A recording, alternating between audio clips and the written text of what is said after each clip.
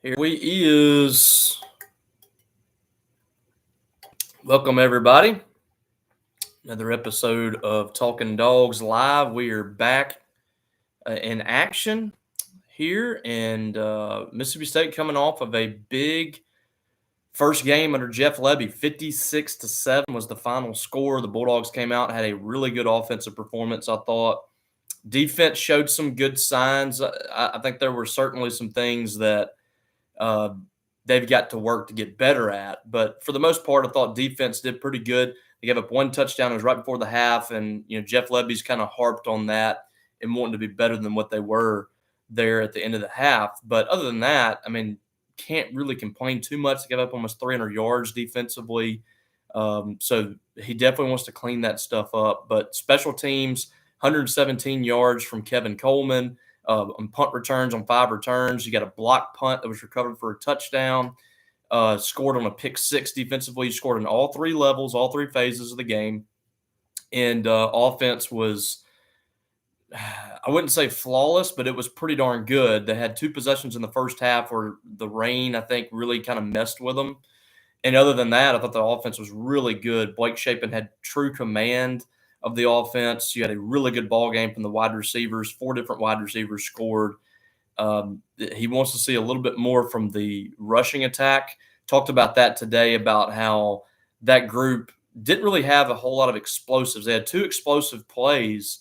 And other than that, that was kind of the game for them. The yards per carry were, I guess that was kind of a situation where it looks a lot better than it really was, because they had the big run from Creed Whittemore. They had another fairly nice run from Davon Booth. I think Blake Shapen had a couple of nice runs. But other than that, yards per carry weren't great in like their regular design runs that they had with the running backs. He wants to be better at that, because the rushing attack is key in this offense. It's got to be precise. It's got to be effective to open up the play action that they want to do in this offense. So that's something that they want to improve on. But for the most part, not a whole lot to take away negatively from that ball game. And even positively, sometimes you got to just look at it for what it was, and it's Mississippi State playing an FCS team. It's what we talked about last week in this on the show. We talked about what Mississippi State needed to do this week. They really needed to come out, assert dominance, and blow Eastern Kentucky off the field. And that's pretty much what they did. They scored 14 points in 2 or 3 minutes, and it never was really a ball game after that. It was pretty much all Mississippi State. They did have the lull offensively when it started raining, but it was never in danger for the Bulldogs. It was 35-7, I think, at halftime. They came out, they scored one more offensive touchdown in the second half, and they played a ton of guys, ton of freshmen got in the ball game, a ton of players that don't normally get to see the field. So that was obviously a good thing for Mississippi State. But they did what they were supposed to do. They were supposed to come out and kill this team. It didn't look anything to me like last year's game against Southeastern Louisiana. That first game, there were a lot of question marks when we left that ball game. Mississippi State did not look great. They blew that team out. It was 49-6 or whatever it was. But there were several things that we talked about that were kind of early signs, and then that was kind of reasserted in the Arizona game the next week. So I didn't really see the same in this ball game. Like I said, I thought that this ball game was much better for Mississippi State, and what you're looking for from Jeff Lebby moving forward. You answered a lot of questions. I think this offense is going to be killer. I think they're going to be successful in this league. Whether that's every week, I can't tell you that. I think there are some concerns there offensively. The running game, we haven't quite seen it yet to where we want it to be. But I do think they're going to be able to score a lot of points this year. I think their offense is going to have them in ball games that they might not necessarily usually be in. And this offense, for example, I don't think that we're looking at a Joe Moorhead situation here where he's trying to fit a square peg in a round hole and he's doing things his way and it's not really working. I do think this offense is going to work, and it's one of my favorite offenses. When I look across college football, the veer and shoot and what Jeff Lebby does and what we've seen in the past at Baylor and a lot of concepts that Lane Kiffin runs and a lot of concepts that what Josh Heupel does. I think this offense to me is one of the more intriguing offenses in college football, and it's very difficult to defend when it's ran at its best. Running with tempo, getting the ball down the field. It was very difficult for Eastern Kentucky to kind of be able to handle that. A lot of pre-snap motion, things like that. So I was really impressed with it in game one. It's like I said, I did not care who Mississippi State was playing on Saturday. I wanted to see an offense that was going to run effectively. I wanted to see a quarterback that was able to have command of that group, that ran with tempo, wide receivers that were catching the football, that were getting open, and they did all of that. So we answered a lot of questions right away, but business is about to really pick up for Mississippi State over the next few weeks. These next two non-conference games are not going to be easy. Even the Toledo game next week, that's not an easy ball game. Toledo's had a lot of success over the years. It's been a really good group of five team. The offense lost its quarterback, but it's still a team that's going to be able to move the football and potentially score points. And then this week, we're going to talk a lot about Arizona State. What Dillingham's doing there, I think, is going to be a really good job. He was a fast-rising coach that came up as an offensive coordinator, was a decade ago coaching high school football. And he's an offensive coordinator at Memphis, and then he goes to Florida State, working with Mike Norvell, one of the top offensive minds out there. You got after that, he went to Oregon, did some good things. This guy can really coach and won 3 games last year, but that situation that they had coming off Herm Edwards, and you got kind of a dumpster fire there, a lot of issues. They won 3 games last year, but I think you were seeing a totally different looking team. That's what Jeff Lebby said today. They got a kid that came from Michigan State that's quarterbacking, did a really good job this past week, had a lot of different players touch the ball. There wasn't just one guy that really stood out when you look at the film and you look at the stat sheet. It wasn't just one guy. They had several guys that really made a difference in this ball game. So I think that this is going to be a really tough test for State. If you're able to come out of Arizona State with a win, I feel much better about this team than I would have had they won the ball game when we're talking 2 weeks ago. After seeing what they did with Wyoming, who has been a solid group of 5 team over the years, after seeing what they did there, this would be a great win on the road for Mississippi State. And it's almost a must win for them if they want to get bowl eligible. You have a tough schedule coming up in SEC play. Non-conference with Toledo next week is not going to be easy either, as we said. So getting to 3-0, 4-0 start, I think, is critical for Mississippi State if you're trying to get to a bowl game with what you have coming down the pipe. So this is a huge week for State, and there's still a lot of kinks to work out. They did not play sharp last week. There was a lot of issues. They fumbled the football, which a lot of that, wet football and stuff like that. But, there was a couple of pre-snap penalties, some mistakes here and there. They've got to get a lot better on both sides of the ball before they can really compete in this league. And that's kind of Jeff Lebby's concern right now. He didn't come out of that ball game and, want to throw a parade or anything like that. He talked about a lot of the negatives in the ball game because he sees what's coming down the road for Mississippi State. This is a ball coach. This is a guy that's coached a lot of football on this level, and he knows what it takes to win. He knows what it takes to beat SEC teams. It's not going to be easy, but they have got to do the little things right to get there. So exciting first game, I thought. I thought you answered a lot of questions you needed to answer. I thought you did what you were supposed to do in that game. Would you have liked to score 63, 70 points or whatever? Yeah, there's obviously more points there to get, and Jeff Lebby talked about that. They left some points on the board. But that's something that you can, over time, really strengthen and really tighten up. For week 1, I thought Mississippi State accomplished what they needed to do. Now it's week 2. Jeff Lebby said they talk about the things today that they need to clean up.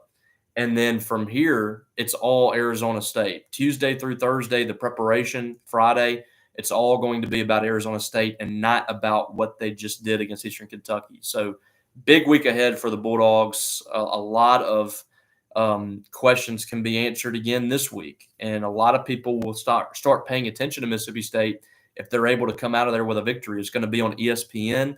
that late night game. A lot of people tune into that Pac-12 after dark that doesn't exist anymore. But I mean, we can call it an honorary Pac-12 after dark game with Arizona State.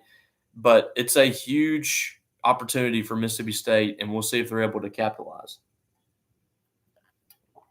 All right, so as always, you guys know the drill. Put in your questions, comments. We have some in here already, and we'll answer them. I always like to do this to just get your guys' thoughts too and hear what you have to say. So it doesn't have to be all questions if you don't want it to be. If you want to put in some comments, you can do that as well. We'll start, as usual, Kobe Walker is always Johnny on the spot here. What's your thoughts on the younger guys and how they played? I thought the young guys looked good. I'd like to see a little bit more from some of those guys with the score, what it was, especially on the offensive side. I wanted to see a few more opportunities, plays for like Stonka Burnside and San Francisco McGee and Ricky Johnson, guys like that dressed out. They got to play. As Stonka played in the first half, we just didn't see a ton of him. He got I think it was like a jet sweep or a pop pass or something like that just didn't work out, wasn't blocked incredibly well, but we just didn't see enough of him. I think some people might have jumped judgment on him. Some people were already talking about moving him to safety and stuff. Stonka's going to be just fine. He's a true freshman. He is built to play on this level right away. And I think by the end of this year, he is going to be a major contributor for Mississippi State at wide receiver. I think it's too early to throw in the towel on him. I think he's going to be a good one for State given the time. But I really like the young guys. I love the young guys on defense. Those guys were outstanding when you really take into account that the guys that were ahead of them or whatever, some of those guys more experienced, but not by much. Those guys came out and played with a different energy. Kai McClendon, Joseph Head, Dontarie Russell. Those guys I thought played with a tremendous amount of energy. Kelly Jones started the ball game at cornerback. He had a couple of nice plays. Bryce Pollock, the sophomore. You had a freshman and a sophomore starting at corner for you, a sophomore at safety. A lot of young faces out there. This defense, I'm just telling you, they're going to have lumps this year. A lot of people during the game were saying, I don't think this defense, it worries me. I don't think they're going to be very good, whatever. That's been the expectation. If anybody expected this defense to be really good this year, I think you set yourself up to be disappointed. I don't think this defense is going to have a ton of success, especially against some of the great offenses. They're going to take some lumps. But this year is going to be really good for a lot of these young guys. I think what you did see was a defense that was well coached. For me, that was a really good sign, is that they were mostly in position. I thought the play calling was fine. I didn't see them out of position a whole lot, giving up monster plays, wide open passes, things like that. That's stuff that we saw in 2016. It was very apparent Mississippi State was just not well coached in 2016. I think this defense will be pretty well coached. I think that they're going to play with pretty good discipline. They will be in position in a lot of ways. I thought they were really good against the run and short yardage situations, but I just don't think that the talent and the experience and the depth is there right now. I think it's going to take some time, and this year I don't think is going to be the year. But if they can do what they did in this game, bend but don't break, force turnovers, get off the field on fourth downs when teams are going for it on fourth and short, I think that is the difference for this team. If they can just limit what the other team does and limit the other team from scoring and allow your offense to roll, I think this team can be pretty solid in year one under Lebby. Stringer Films, I'm betting our tight ends play a major role versus Arizona State. Yeah, we didn't see a ton of those guys from a pass-catching standpoint, but Seydou Traore I thought was huge as far as his blocking, being involved in the game in other ways. That's the mark of a great tight end. If you're out there, and wide receivers, it's kind of the same way. If you're doing your job every play, the game's going to find you in a positive way too. And that's what we saw. I thought that Seydou, he was around the play all the time, recovered 2 of the 3 fumbles, which it was a huge part of the ball game. The game flips a little bit, maybe not to the point where the Eastern Kentucky is competing for a win, but I think that's a different looking ball game if you fumble the football 3 times. And on 2 of those, he's sitting right there waiting on the ball. And I think that's something that Lebby and Bumpus preached, being around the play, being there to scoop up a ball if it's on the ground, making sure that you're blocking down the field, you're engaged in the play at all times. That's what Seydou Traore did. And that is the mark of a really good football player, a really good receiver, where you're not just worried about getting the ball in your hands. You're worried about how you can help your team and how you can impact your team at all times. I think he's going to be a really good one this year. Didn't catch a pass, dropped a pass, had a couple more that, went his way that he wasn't able to catch. But those are going to come. The fact that he's blocking, he's engaging the plays, blocking in the run, he's blocking downfield in pass plays. That's what I like to see from Seydou Traore, and we saw it. And I think he will be rewarded in some form or fashion down the line, and hopefully it's this week. Heath Johnson, is this the most depth we've had at wide receiver in school history? I'm very impressed with that room. Yeah, it's up there, man.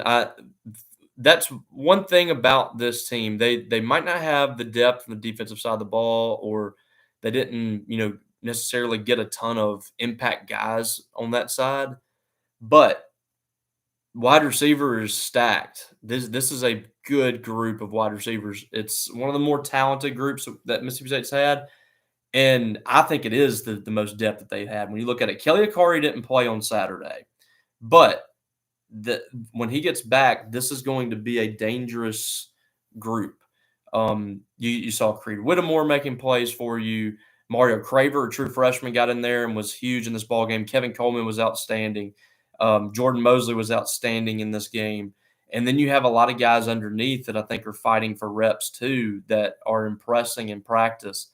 The true freshmen have really impressed. Jeff Lebby and Chad Bumpus, Stonka Burnsides, the San Francisco McGees, the Ricky Johnsons. Those are the guys that dressed out on Saturday that were true freshmen that I think can help Mississippi State with some of that depth. What you want is when you pull somebody off the field for a break, or God forbid they're hurt, you bring a guy in the ball game that you're not going to lose much of a step. And I think Mississippi State's almost there. But the top end guys, I think, are really impressive for the Bulldogs. Craver, Kevin Coleman, Creed Whittemore, Jordan Mosley. We didn't see a lot of Trent Hudson, but I think he's going to be a good one for State too. And then Kelly Akari, who I think is quite possibly State's best receiver. We'll see if that's the case. But if he gets in there, you really have a loaded room. And I think that it makes things so much easier for Blake Shapen to find the open man. This offense relies on down the field passing a lot. And we saw about 3 or 4 passes to guys that had 5 to 10 yards on the defensive back for big plays. They had, I think, 4 or 5 explosive pass plays down the field, and we just didn't see that a whole lot the last few years. We haven't seen Mississippi State have a group of receivers that have been this explosive, and we haven't seen Mississippi State have a quarterback that can get the ball down the field like this. So this is a big development for them. You're trying to, on top of the fact that you're trying to score a lot of points, compete in this league, you're trying to convince guys like Caleb Cunningham to come to Mississippi State over going to Ole Miss or Auburn or Alabama or LSU. People are coming into Mississippi and getting Mississippi State's Mississippi's best athletes, the guys that are running backs, that are wide receivers. Mississippi State is trying to convince those players to stay here. And that's what you got to show them this year. You got to put guys in the league. You got to put 1,000-yard receivers out there. You got to have these big explosive plays. And that's what Jeff Lebby is attempting to do here at Mississippi State. And I think he's off to a good start. I think you're going to see big seasons from Kevin Coleman, Kelly Akari, and Mario Craver specifically. And that does nothing but sell this offense and sell Mississippi State to other players in the transfer portal and in high school. And that's a huge development for State because they haven't had an offense or a player to sell to those guys. They have not had a receiver drafted since Eric Moulds, who was drafted, 10, 15 years ahead of some other players even being born. So this is a big development for the Bulldogs to have the receivers that they do. Stringer Films useless trivia. Woody Marks has contributed to 2 different season opener defeats for Brian Kelly. He has. He played in that season opener at Baton Rouge, and then won the ball game last night for USC. Good for Woody. Good guy. I know a lot of people, when they leave Mississippi State, totally get it. People just disengage on these players and they don't want them to succeed. And like I said, I totally get that. But Woody was a guy that he gave everything he had during his time at Mississippi State. I don't think there was a bit of energy that he could have given back to Mississippi State that he didn't already do. So for 4 years, he did his job here. I can't really fault him for trying to find a new start for one more season. And, Mississippi State has been kind of a train wreck for the last year with Zach Arnett becoming the head coach and, obviously the tragic death of Mike Leach. So this was, I can't do anything but wish Woody nothing but the best. Nathan Pittman, what do you think of the pregame stuff at Davis Wade Saturday? I thought it was great. I mean, there's definitely some things that they've got to work out, and a lot of it is just, from the technical side of things. And, I got a story coming tomorrow on Mississippi State's new DJ, DJ Cujo, who is just a great guy that has really changed the atmosphere at Mississippi State games. He started out in basketball. He went over to softball and did some softball for Mississippi State this year, and that was a really cool deal for them. And they brought him now over to football. And I thought during the game, I know it's not pregame like you said, but during the game, I thought the energy in there for the crowd that they had, which was probably, no more than 40,000 maybe. It wasn't a big crowd at all. And you add in the rain, and it really kind of dissipated the entire crowd there. But the energy the whole game was up. It never felt dead in there like it has before. He is really changing the atmosphere with what he brings to the table as the DJ in the student section. So I thought that was great. I liked some of the things that they did. So no real complaints yet. And I know that they're going to upgrade some stuff as well. But they definitely have got to fix the sound, which I know is in the plans next year. So any complaints you have about the sound, I don't think anything's going to happen this year. They got some temporary things in place. I just don't think there's anything they can do right now. But next year, hopefully that gets fixed. That's been a long-term issue for Mississippi State. I can't hear hardly anything coming out the speakers from the press box. Some people say it's too loud. Some people say it sounds fine. Everybody else says it sounds awful. So that's something that needs to be fixed, obviously, and it will be addressed next year. But other than that, I didn't have a whole lot of complaints with the atmosphere. I thought it was fine. Eric Johnson, broadcast commentator, said Wyoming was probably better than they looked, and Arizona State was probably worse than they looked. The moment just created an exaggerated difference. Any credence to this? I think that the turnovers that there was a pick six in the game and there was a fumble recovery. I think that definitely changed the game, the trajectory of the game a little bit. We saw it last year with Arizona. They kind of freaked out early against Mississippi State. State had 5 turnovers. And State just didn't take advantage of that, but they should have beaten them worse than they did due to the turnovers. But, sometimes the games play out like that, and, situations throughout the game really dictates what the final score will be. And it doesn't always mean that Arizona State is 5-6 touchdowns better. And maybe that's the case. I think we'll find out this weekend if Arizona State is for real or not. I think we'll know.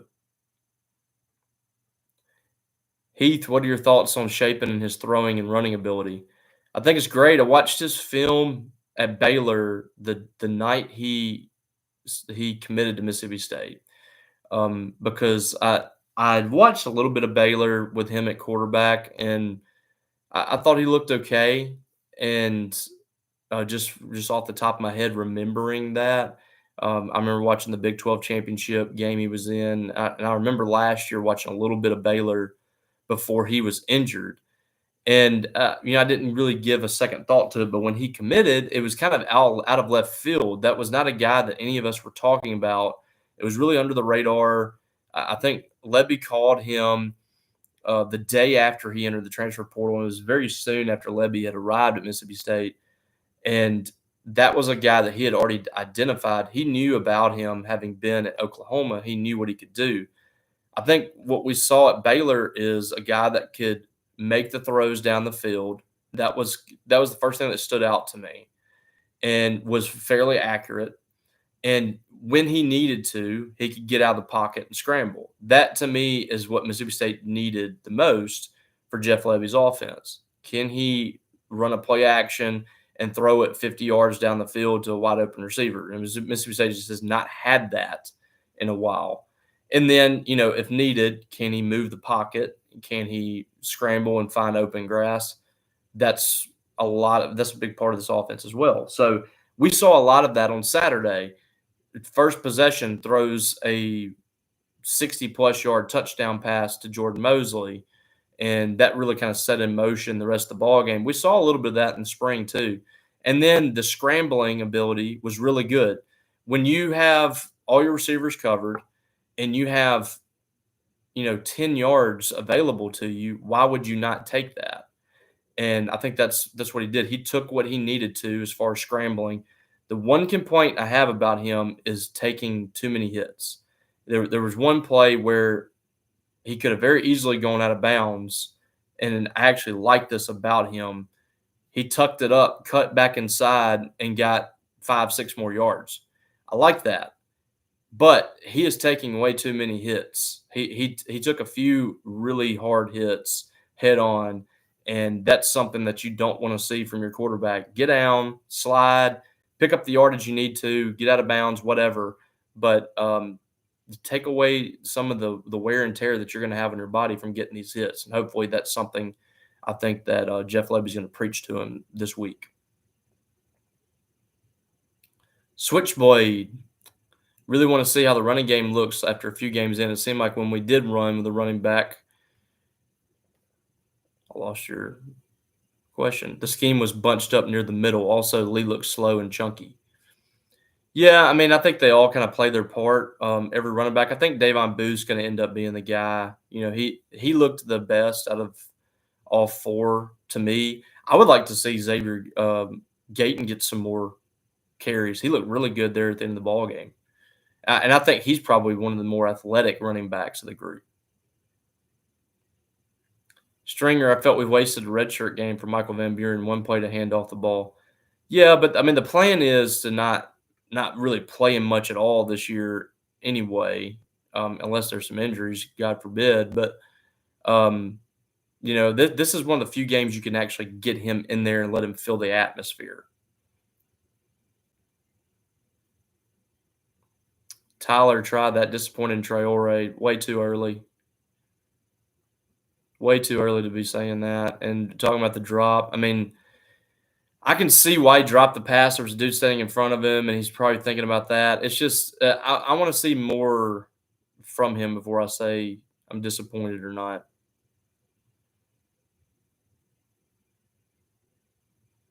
Bryce Hall, are you and Brian planning on having the conversation about David Turner, or are y'all still waiting to see? I think Brian mentioned it briefly in the podcast. Yeah, I mean, he definitely has some work to do to get back on track. I mean, it seems he's struggling a little bit with the recruiting side of things, the transfer portal, things like that. He's got to recruit better, no doubt. So we'll see how that goes. Stringer, will the offensive line be able to give Shapen as much time against SEC D lines? Not as much time as they had against Eastern Kentucky, but I feel a lot better about him having seen him like being able to scramble. He's got quick feet. He's fast enough. I think he can elude some defensive tackles and guys like that. So he's going to be able to move the pocket a little bit, and he can throw on the run.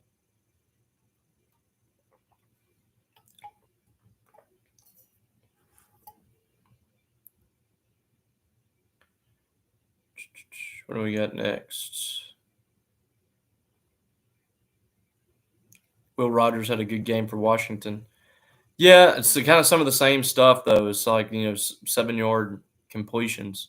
That's another guy that I'm not pulling against like some people are because I didn't think he ever did anything wrong at Mississippi State.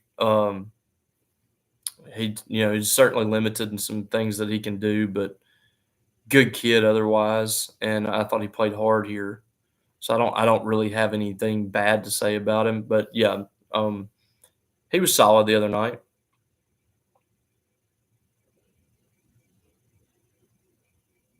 Tom T, I love that we scored in 30ish seconds on our third play of the game. I also love that in 30ish seconds we ran three plays with tempo.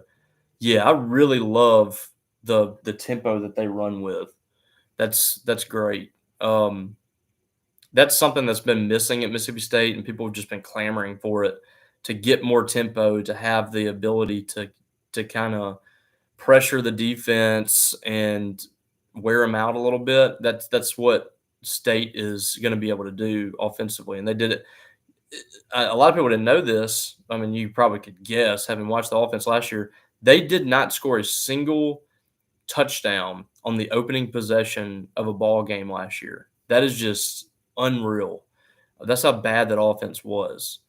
And they scored in the first possession. They scored in three plays the other day. I think it's going to look a lot different this year. I think they're going to be able to score relatively early in ball games because this offense is kind of built to come out early and kind of that you get the defense off balance a little bit. What you're doing. I mean, you look at what Ole Miss always. That Ole Miss almost always scores in that first possession. State's got to kind of get in that game plan as well, coming out and attacking right away and trying to get points on the board. Um, get up early, throw the first punch. That's what this team needs to do. Tom T, living in Gainesville for 30 years, I'm really digging Whittemore as he graduated from the same high school that my three children did. What do you think of him? I love Creed. I think he's a guy that can do a lot of different things for you. He's sure-handed. He can, if you need him to go back there and catch a punt for you, he can do that. He can run it. He can catch. Good route runner. I like him a lot. He adds a lot of depth to this team, and really like his attitude. That's a guy that never complains. I talked to him earlier this training camp and just about whether or not he was frustrated with last year with how it kind of played out because it got to the point where I think State was kind of force feeding the ball to Tula Griffin and Xavier Thomas to keep those guys happy. And Creed kind of got lost in the shuffle, but he never complained about it. He's just kept his head down and kept working. So I like him a lot. Heath, y'all said it on TNL, and I couldn't agree more. Next week at ASU will be the biggest game of the season. It is. It's the biggest game of the year for Mississippi State until, if you win this one, until the next one. But you look at it, and it looks like a must-win for State. If they want to go to a bowl game, they really need to win this ball game. It's imperative. This is a tough environment on the road, weird time. They look like a team that's much improved, but you got to win it because there's just not a lot of games out there that you feel great about. You feel pretty good about Toledo and UMass, but that only gets you to 3 wins if you can't win this game. And then whatever happens in the SEC play, you're having to beat somebody. In most of these games, you're going to be picked to lose against these teams. So it's a huge ball game for Mississippi State. Trying to get bowl eligible, and also just building confidence as a team. You want to keep that confidence and that vibe moving forward. Switchblade, how about Barbay laying an offensive egg at Houston week 1? Yeah, that was rough. I mean, they're going up against UNLV. Let me see if I can find the stats on that. You're going up against UNLV, which is, they're better, but it's not a juggernaut by any means, and it was bad. I was gonna pull it up, but they did this in the spring, in the summer. Like reports were that they just did not look good, They had 4 rushing first downs. They had 7 total points. Oh my goodness. 60 yards loss of rushing. They averaged 1.5 yards a rush. They had 38 total rushing yards. Oh my goodness. 209 passing on 22 of 38 with 2 interceptions. 64 plays, 247 yards, 3.9 yards a play. I mean, this guy was super nice guy, but I just don't understand how he got an offensive coordinator position right after that. I mean, it doesn't make sense. And Willie Fritz ran a solid offense over at Tulane. I don't understand, how this happened, but oh well. Bryce Hall, if we are 4-0 going to Texas, are we basically playing with house money for the rest of the season? Yes. Yeah, pretty much. At that point, you have built yourself some equity there that you have done the best case available here for you. Because going in, I mean, a lot of people have predicted State to be either 2-2 or 3-1. If you're 4-0, needing just 2 more wins to get bowl eligible, which is kind of the bar that we've been setting, and I know that they would like to be even better than that, but just for the interest of pushing forward as a team and as a program, I think you need to get bowl eligible this year. So you look at that and 4-0 with still 8 games to go, that's a great start for Jeff Lebby. And you got Texas, Georgia, Texas A&M 3 weeks in a row, and Texas and Georgia's on the road, and then down the line you got Tennessee, Missouri, and Ole Miss in 3 straight weeks. Finding a win in there is going to be tough. The big area is Arkansas and UMass. Those 2 games are where Mississippi State can lock up bowl eligibility if they can't win the others. But Texas A&M doesn't look like world beaters. The others are going to be very difficult, especially considering Mississippi State's defense. So this is a humongous stretch right here, these next 3 games for Mississippi State. I cannot put emphasis on that enough.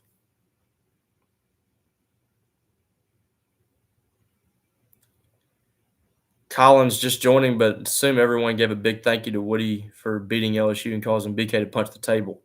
Yeah, I don't think a lot of people were upset about that in the Mississippi State fan base. Anytime you can get some frustration from LSU, I think you'll take it. Anybody got any more questions?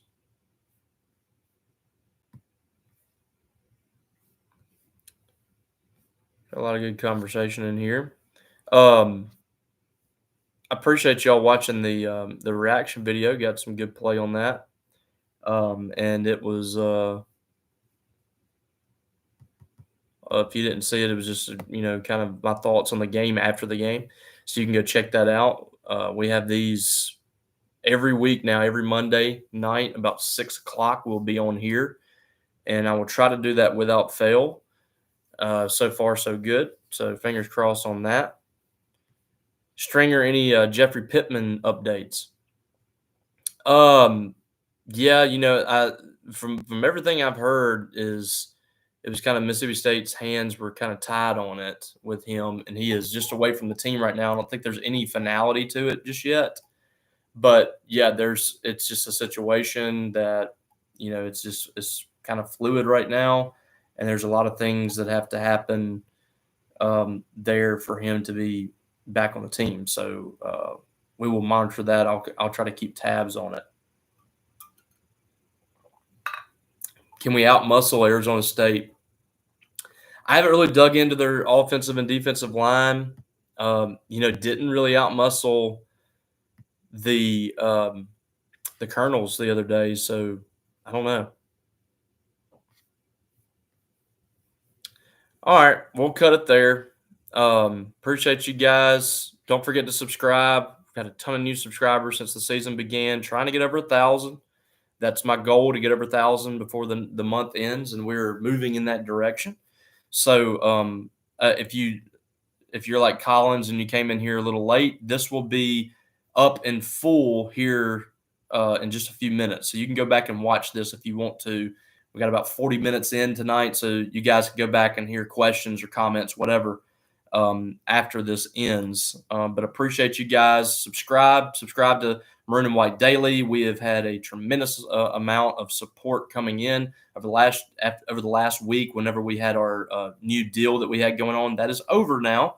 So I regret to inform you the price is back to full price, but it is worth the price of admission with the recruiting coverage alone from Paul Jones. We got basketball on lock over there at Maroon and White Daily. We got the best message board in the business, both paid and free, because we have the legendary Six Pack Speak message board over there. And we have knowledgeable posters, as knowledgeable as they get on this beat. Come check us out. You will not be disappointed. Please come see us. We would love to have you over there. And I appreciate you guys for your support of our network and of this YouTube and everything that we do. All right, guys, appreciate y'all. If you're heading to Arizona State, safe travels. Hope you guys have a great time in the desert. I will not be able to make it. I got high school football on Friday night, so that's a little bit of a haul for me to get from a high school football game to Arizona State. So I won't be able to make that, but we'll be watching intently. I will be on here immediately following the game with a reaction video and giving you my thoughts on Mississippi State at Arizona State. Hopefully it's a positive one. Fingers crossed on that. All right, guys, have a great rest of your week, and we will catch you down the road.